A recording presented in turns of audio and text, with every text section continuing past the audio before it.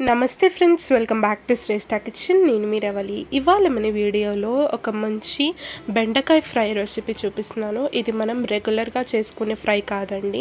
మనం ఫంక్షన్లలో తింటూ ఉంటాం కదా, బెండకాయ పకోడీలా ఉంటుంది. క్రిస్పీగా, చాలా టేస్టీగా, యమ్మీగా, సూపర్గా ఉంటుంది.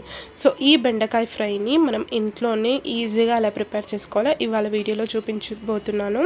ఇది పప్పులో కానీ ఎందులోకైనా నంచుకుంటూ తిన్నా కూడా, లేదా ఈవినింగ్ పూట స్నాక్ లాగా తిన్నా కూడా చాలా బాగుంటుంది. సో దానికోసం నేను ఇక్కడ ఒక హాఫ్ కేజీ అంతా బెండకాయల్ని ఇలా ముక్కల్లాగా కట్ చేసి తీసుకున్నాను. మీరు కావాలంటే పొడుగానైనా కూడా కట్ చేసి తీసుకోవచ్చు. ఇప్పుడు ఇందులోకి ఒక పావు టీ స్పూన్ అంత పసుపు, అలాగే 2 స్పూన్స్ అంత కారం నేను ఇక్కడ తీసుకుంటున్నాను.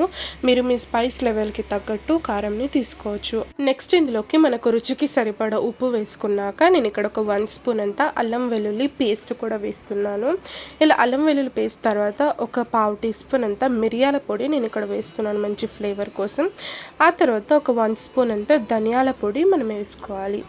ఇలా ఇవన్నీ వేసుకున్నాక లాస్ట్లో ఒక 1 స్పూన్ అంత గరం మసాలా పౌడర్ కూడా వేస్తున్నాను. గరం మసాలా తప్పకుండా వేయాలి. ఈ మసాలా వేయడం వల్ల మంచి టేస్ట్ వస్తుంది మనకు బెండకాయ ఫ్రైకి. ఇలా ఇవన్నీ మసాలాలు వేసుకున్నాక ఒకసారి బెండకాయ ముక్కలన్నిటికీ కూడా పట్టేలాగా ఒకసారి బాగా కలిపేసుకుందాం స్పైసెస్ అన్నీ కూడా. ఇలా ఒకసారి ఇవన్నీ కూడా మంచిగా కలిసిపోయాక ఇందులోకి డ్రై ఇంగ్రీడియంట్స్ వేసుకుందాం. నేను ఇక్కడ ఒక హాఫ్ కప్ అంతా శనగపిండిని వాడుతున్నాను. బైండింగ్ కోసం నేను ఇక్కడ ఒక హాఫ్ కప్ అంతా శనగపిండిని వాడుతున్నాను. అంటే ఒక 4 స్పూన్స్ ఉంటుంది.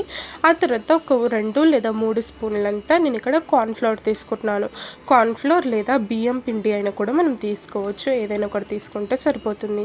ఇలా శనగపిండి, కార్న్ఫ్లవర్ లేదా బియ్యం పిండి అయినా కూడా వేసుకొని ఒకసారి ఇలా బాగా కలుపుకున్నాక కొన్ని వాటర్ ఇలా వేసుకుంటూ మంచిగా బెండకాయ ముక్కలన్నీ కూడా ఇలా మంచిగా మిక్స్ అయ్యేటట్టు ఒకసారి బాగా కలిపేసుకొని ఈ పిండి అంతా కూడా మిక్స్ చేసుకోవాలి. చూసారు కదా, ఫైనల్గా మనకి ఇలా ఈ మిశ్రమం రెడీ ఉంటుంది. ఆ తర్వాత మనం ఒక ప్యాన్లో ఆయిల్ పోసేసుకొని మంచిగా డీప్ ఫ్రైకి సరిపడా ఆయిల్ పోసుకొని మంచిగా వేడి చేసుకోవాలి. ఇలా మీడియంగా హీట్ ఉన్నప్పుడు మనం కొంచెం ఇక్కడ పిండి వేసుకొని చెక్ చేసుకుంటే తెలుస్తుంది మనకు ఎంత హీట్ ఉందో. ఆ తర్వాత ఇలా బెండకాయ ముక్కలన్నీ కూడా ఇందులోకి కొంచెం కొంచెంగా వేసుకుంటూ మంచిగా మీడియం ఫ్లేమ్లో పెట్టేసుకొని మంచిగా ఫ్రై చేసుకుంటే సరిపోతుంది. ఎంత టేస్టీగా, క్రిస్పీగా మనకు బెండకాయ ఫ్రై అయితే రెడీ అయిపోతుంది.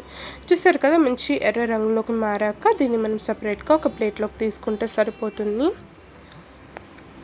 బెండకాయ ఫ్రై అనేది ఎప్పుడూ ఒకేలా కాకుండా ఇలా కొంచెం డిఫరెంట్గా ఫంక్షన్ స్టైల్లో ఇలా ఇంట్లోనే చేసి పెట్టండి. అందరు కూడా చాలా ఇష్టంగా తింటారు. పిల్లలు, పెద్దలు అందరూ కూడా చాలా ఇష్టపడి తింటారు.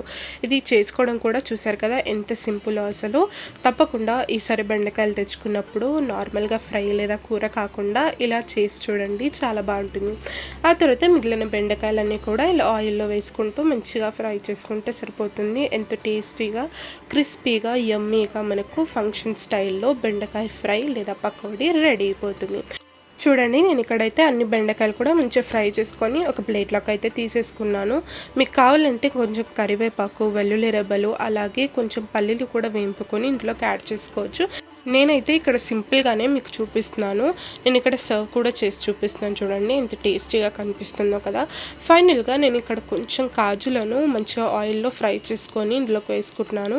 కాజులను మంచిగా క్రిస్పీగా వేయించుకొని ఇందులోకి వేసుకుంటున్నాను. దీని బదులు మీరు పల్లీలు అయినా కూడా మంచిగా వేయింపుకొని ఇందులోకి వేసుకోవచ్చు. చాలా టేస్టీగా ఉంటుంది తినేటప్పుడు. ఈ వీడియో నచ్చినట్లయితే తప్పకుండా వీడియోని లైక్ చేయండి, షేర్ చేయండి, మన ఛానల్ని సబ్స్క్రైబ్ కూడా చేసుకోండి. Thank you.